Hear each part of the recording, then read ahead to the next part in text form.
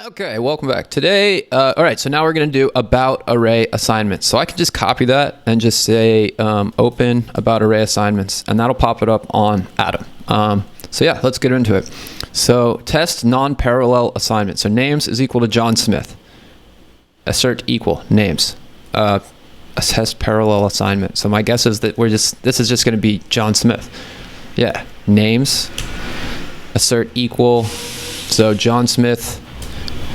Well, yeah, I mean, that's just saying like, is double equal John Smith. Names, double equal. Why is that not rendering out? Anyways, okay, so I'm not sure exactly why that is. This just seems really straightforward. It's just test non-parallel assignment. Test parallel assignment. So first name, last name. If we save that as John Smith. So what's this? This is actually quite interesting. This is kind of a way to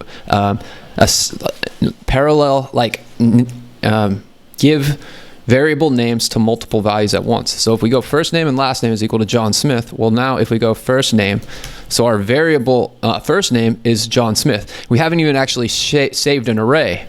Last name is Smith, but so we can pass in arrays, and this is called parallel assignment, right? So the first name is John, and the last name is Smith.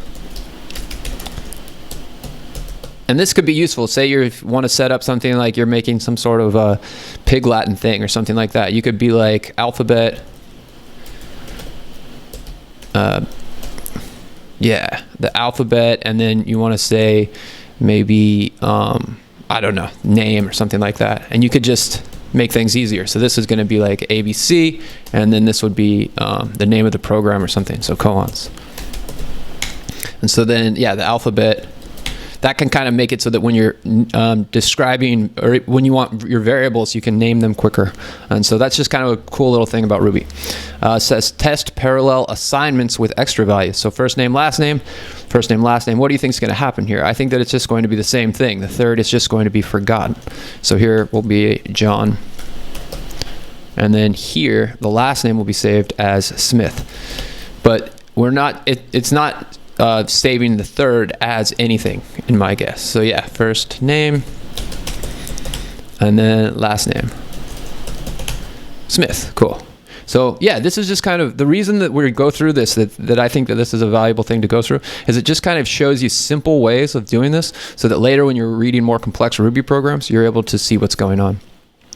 So now we can test parallel assignments with the splat operator. So first name and then the splat last name. So what do you think is going to happen here? Well, my guess is that the first name is going to be saved as a string of John, and then the last name is a variable which is actually going to save an array of both the strings, of two strings, Smith and then the third. So let's throw it in there. The first name is not super interesting on here because we just know it's going to be John, right?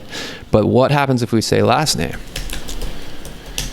It's an array of both. Cool. So my intuition was correct, but that's because I've been doing this for a long time.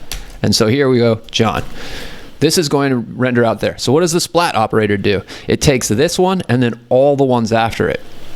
So what happens if we did this, and here we also put 1, 2, 3. Now last name is actually going to have all Smith 3 and then 3 integers of 1, 2, 3. That's my guess. See what happens.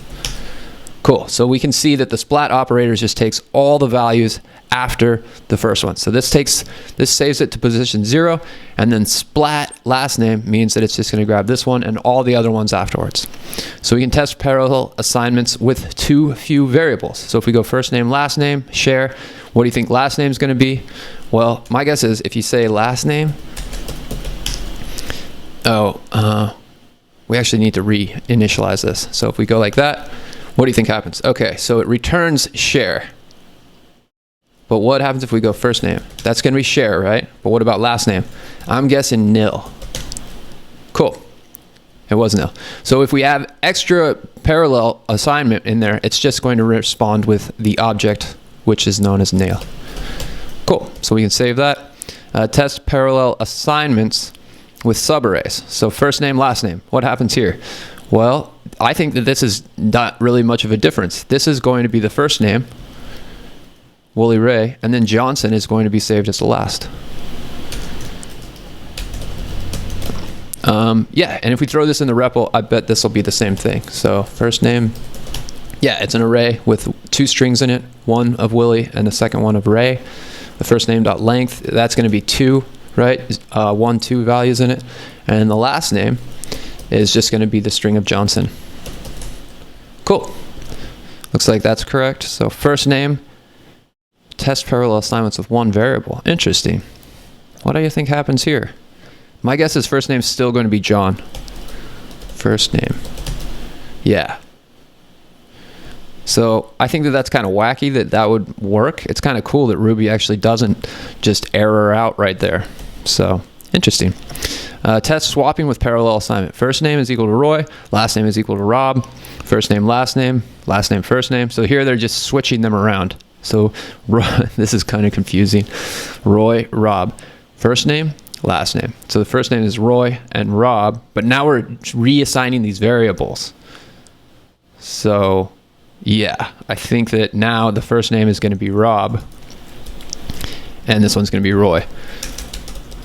Let's look at it through the REPL. So if we've got our first name's Roy, our last name's Rob, and then we say our first name and last name are to be reassigned to the last name and first name. Well, that makes it Rob Roy, and it was Roy Rob. So I think that's kind of a confusing example, but it does work. So let's save our work here. So I'm saving this file, and then I'm going to run over here, and I'm going to press rake. We'll see if we got anything incorrect. So now we're about hashes, which is a different section. So I'm going to move over into that one. About hashes, koans, about hashes, Ryan 6. Cool. And so that was kind of a big one. So I'm just going to wrap that one up. Hope you guys enjoyed this one, and we'll see you in the next video.